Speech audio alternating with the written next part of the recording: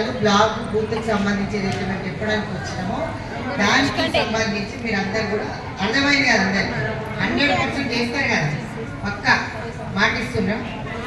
అందరు గెలిపిస్తారా పార్లమెంట్?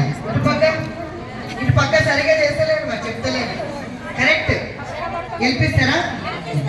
మహిళా కాంగ్రెస్, మహిళా కాంగ్రెస్, సోనియా గాంధీ గారి నాయకత్వం, సోనియా గాంధీ గారి నాయకత్వం, సోనియా గాంధీ గారి నాయకత్వం, రాహుల్ గాంధీ, ప్రియాంక గాంధీ, అల్కా లాంబా. సో మీ అందరికి చెప్తుంది ఏంటంటే అందరికన్నా కూడా పులిపిట రేవంత్ అన్న గారి నాయకత్వం, రేవంత్ అన్న గారి నాయకత్వం. జోడో జోడో న్యాయ యాత్ర జరుగుతుంది కాబట్టి, భారత్ న్యాయ జోడో యాత్ర జరుగుతుంది కాబట్టి మహిళల రక్షణ కోసం కొట్లాడుతుంది అల్కాలమ్మ గారు. సో ప్రతి ఒక్క మహిళ మంచిగా మన పిల్లలందరినీ కూడా మంచి చదివియాలి, వాళ్ళని సంక్షేమం వాళ్ళ రక్షణ అనే దానిపైన పెద్ద దృష్టి పెట్టి న్యాయ జోడో యాత్ర జరుగుతుంది. దానికి సందర్భంగా మీ అందరికి వచ్చి కూడా మనను ఎవరో రక్షించాలని చూడకుండా కాలపొడి పెప్పటిపోయి పెట్టుకున్న రోజులు తెలుసు కదా, ఇప్పుడు అవసరం పడదు.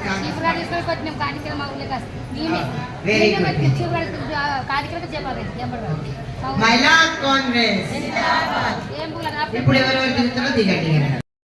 జ్ఞానేశ్వరి గారికి, వారితో పాటు మెదక్ జిల్లా అధ్యక్షురాలు రాజేశ్వరి గారికి, మా 35 జిల్లాల కోఆర్డినేటర్ నీలం పద్మ గారు, వీరి యాదాద్రి భువనగిరి జిల్లా అధ్యక్షురాలు కూడా, వారితో పాటు ఇన్ఛార్జ్ అయిన పావని గారికి, మా general secretary social media Aditha గారికి, వీళ్ళందరికీ కూడా ఇక్కడ విచ్చేసిన మహిళా కాంగ్రెస్ సోదరులకు సోదరులకు అందరికీ కూడా నమస్కారం. ఈరోజు నిజంగా కూడా నేను నా గుర్రాలను ఎంపిక చేయడంలో ఎక్కడ కూడా లోపం అని నేను అనుకోను.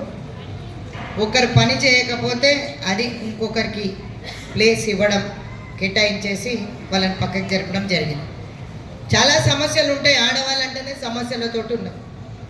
ఇల్లు చూసుకోవాలి, పిల్లలు చూసుకోవాలి, సంసారం చూసుకోవాలి, ప్రతి దగ్గర నిత్యం అనునిత్యం సమస్యలతోటే కూడుకొని ఉంటుంది ఆడపిల్ల అంటే. పుట్టినమంటే వివక్ష, మహిళలకి పురుషులకి సరిసమానమైన హక్కులు ఉన్నా కూడా ఈరోజు రాజ్యాంగంలో మనకి సరిసమానమైన హక్కులు ఇవ్వరు. కుర్చీలు వేయడంలో కూడా పెద్దపీట వేయరు. కాకపోతే నేను రాష్ట్ర మహిళా కాంగ్రెస్ అధ్యక్షురాలై 3 సంవత్సరాల దగ్గరికి కావస్తుంది.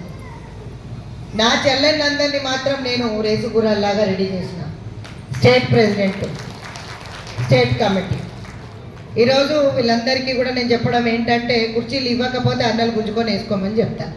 మా జిల్లా అధ్యక్షులందరికీ కూడా చెప్పిన, వాళ్ళేది మనకు కుర్చీలు ఇచ్చేది, మనకు కూడా ఒక డెసిగ్నేషన్ ఉంది, వేసుకుంటాం.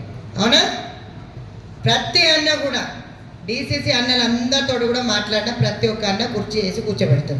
ఆ ఘనత ఎవరిది? రాష్ట్ర మహిళా కాంగ్రెస్ది. అవునా?